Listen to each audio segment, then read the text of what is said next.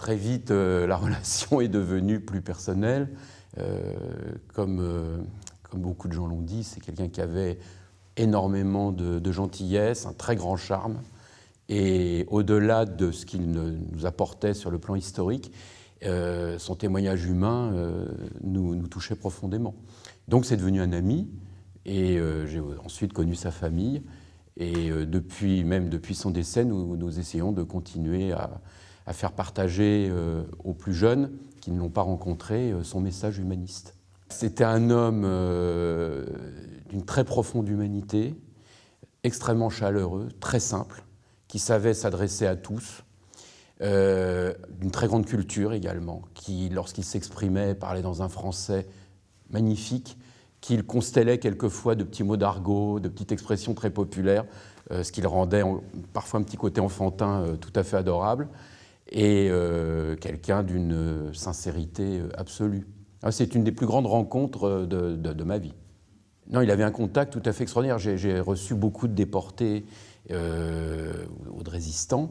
C'est toujours très touchant et très émouvant. Lui avait quelque chose de vraiment tout à fait unique dans son contact.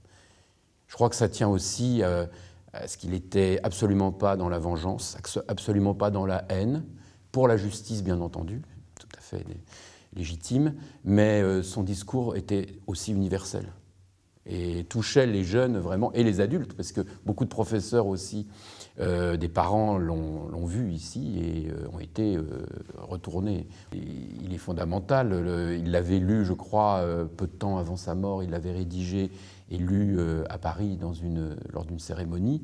On le reproduit et on le distribue à certains élèves, peut-être pas à tous, mais notamment à ceux qui sont impliqués dans les projets. Mais évidemment, c'est-à-dire que ce qu'il a vécu et le personnage, la personne qu'il était, va bien au-delà d'un simple témoignage. C'est une leçon, c'est un viatique, c'est une leçon pour nous tous. Et quand on voit l'époque et les périls de l'époque et l'actualité que nous vivons, ce qu'il disait est fondamental, la notion de justice, de pardon, de vigilance.